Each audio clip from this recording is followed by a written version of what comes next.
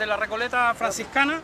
Como decíamos antes, las recoletas, en realidad las casas de recolección, son un tipo de institución religiosa distinta de los conventos y de las iglesias regulares. Es fundamentalmente, la casa de recolección es una casa de trabajo y de oración y también de trabajo misional. Particularmente en esta Recoleta ahí vivieron, pasaron por aquí dos hombres notables, el padre Bardeschi, pero el más conocido de todos es el hermano donado Fray Andresito, Andrés García da Costa, un monje, en realidad no era monje, era un hermano donado, es decir, un hombre que ingresó a la Recoleta sin hacer voto. De hecho, ingresó como portero y como ayudante de cocina. El Fray Andresito en realidad es un monje nacido en las Islas Canarias, que estuvo un buen tiempo en Uruguay, y que producto de la lucha de independencia, en realidad en varias partes de América los gobiernos ocuparon los templos fundamentalmente para alojar a las tropas. Por lo tanto, desde Montevideo, Fray Andresito se vino a Santiago y se instaló en este convento, en esta Recoleta en realidad, como hermano donado fundamentalmente en la portería y en las labores de aseo en la cocina. Y posteriormente fue elevado a la tarea de limosnero. Fray Andresito se hizo famoso durante gran parte del siglo XIX, fundamentalmente entre 1840 y 1853, en que murió, como uno de los frailes limoneros más conocidos de la ciudad. Él hacía limosnas para recoger dinero para entregar comida a los indigentes que se reunían en esta iglesia. De hecho, el comedor de esta iglesia sigue llamándose ahora Fray Andresito, y la obra de Fray Andresito sigue siendo una de las cuestiones cruciales de la Recoleta franciscana. Es interesante, para los que les interesa un poco más la historia, conocer las distintas versiones que hay sobre esto. La Recoleta franciscana era una suerte de competencia de los franciscanos de la Alameda, pero como decíamos al principio, se instaló aquí gracias a una donación de terrenos que hizo la familia que era dueña original de estos terrenos, y fue a pedir al convento mayor, allá en la Alameda, que trajeran frailes para que se pudiera instalar aquí la Recoleta. Y hacia 1660 aproximadamente se instaló en ella la Virgen de la Cabeza. Es una virgen de nombre extraño en realidad, pero que es una virgen bastante conocida en España, en la provincia de Jaén fundamentalmente. Es una virgen que se venera mucho allá y que una imagen de ella se trajo en barco hacia Chile precisamente para ponerla aquí. Y cuando venían en el barco hacia Chile, los padres sufrieron varios problemas con el clima, fundamentalmente al cruzar el estrecho de Magallanes, el Cabo de Hornos fundamentalmente, y prometieron que si llegaban a salvo a Santiago iban a caminar desde Valparaíso a Santiago con la imagen de la Virgen. Y bueno, y eso hicieron en realidad, vinieron caminando desde Valparaíso hasta Santiago con la Virgen de la Cabeza, que es la misma Virgen que está hoy día al fondo en el altar mayor de la iglesia, y la instalaron aquí. Y es obviamente una de las que más se venera en este convento. ¿Por qué la Virgen de la Cabeza? Porque allá en Jaén, en España, en Andújar, en realidad hay una virgen que se apareció ahí en un lugar y que le pusieron la Virgen de la Cabeza y se replicó el nombre en definitiva. No es por nada particular en Chile, sino que era el nombre original de la imagen española, que es la que se instaló aquí en definitiva. Entonces decíamos, la imagen esa es una de las imágenes antiguas en realidad que hay en Santiago, de 1660, está en el altar mayor, pero al mismo tiempo también en la iglesia es importante destacar que está la tumba de Fray Andresito.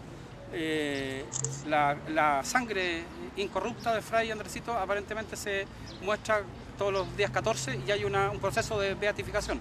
Hoy día es un hombre bastante conocido y hay un proceso de beatificación. ¿Por qué sangre incorrupta? Porque está líquida todavía. Yo no sé, no la he visto, pero eso dice sí, la eso crónica. dice, claro. Entonces, yo les recomiendo que den una vueltecita por adentro de la iglesia y después nos metamos un poco a la tienda.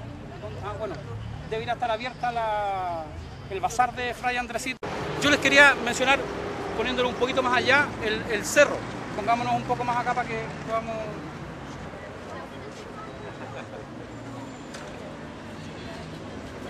De aquí se ve. Si ustedes se fijan, como decíamos antes, gran parte de las laderas del cerro fueron usadas como cantera durante muchísimo tiempo. Y gran parte de las piedras que sacaron de ahí se sacaron para construir la moneda, primero, la más nueva, Antiguamente se habían sacado piedras de ahí también para construir el puente Calicanto y algunas otras construcciones, y sobre todo para hacer adoquines y pavimentar algunas de las calles importantes de la ciudad. Pero en realidad me quería referir a la Virgen del Cerro. Este año se cumplieron 100 años de la instalación de la Virgen, de esta imagen de la Virgen en el Cerro, y eso es una imagen que mide como 14 metros de alto y es de metal, es una escultura metálica francesa del mismo origen que gran parte de las esculturas metálicas que hay en el Cerro Santa Lucía, algunas de las que hay en el Cementerio General, sobre todo las que están alrededor de la capilla, y por ejemplo otras esculturas que están en el techo de la Municipalidad de Santiago, que es un tipo de escultura metálica francesa hecha en el Valle d'Osné, Val d'Osné se llama, que es bastante destacada y bastante conocida precisamente por su calidad. Y fue instalada, como decíamos ahí, en 1908. El santuario de la Virgen, de la Inmaculada Concepción de la Virgen, se instaló ahí en 1904, conmemorando los 50 años de la dictación del dogma de la Inmaculada Concepción en 1854. Y el cerro, en definitiva, terminó convirtiéndose en paseo precisamente durante el gobierno de uno de los descendientes de Vicuña Maquena, que fue intendente de la ciudad también a principios del siglo XX. Y posteriormente, después, el cerro se instaló en él el Zoológico Nacional, sigue siendo hoy día el zoológico estatal más importante, a pesar de que el zoológico más conocido es un zoológico privado que hay a la salida sur de Santiago.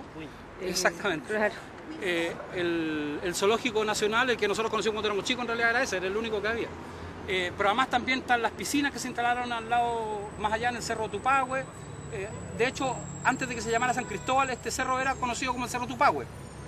Y durante casi toda la colonia tuvo una cruz de madera bastante grande en su cima.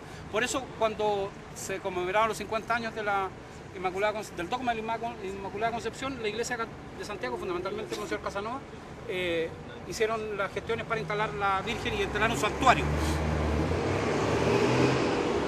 De hecho, el Papa, cuando vino a Chile en 1987, hizo una oración para la ciudad desde el santuario que está a los pies de la imagen de la Virgen.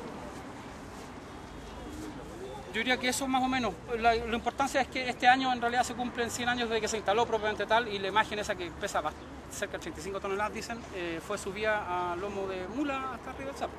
No había funicular, el funicular es de... Sí. Sí, pues el funicular es de 1800 y tanto. El funicular es de 1935. 1935. No, la imagen es una sola imagen de metal que mide 14 metros. ¿Y después la pintaron? Sí, no, sí, le han hecho varias modificaciones y todo. De hecho, es una estatua de metal vacía. De hecho, adentro ahí se puede subir y ahí se puede mirar a través de ella. Si no fuera vacía sería pesadísimo, no se habría podido subir hasta arriba.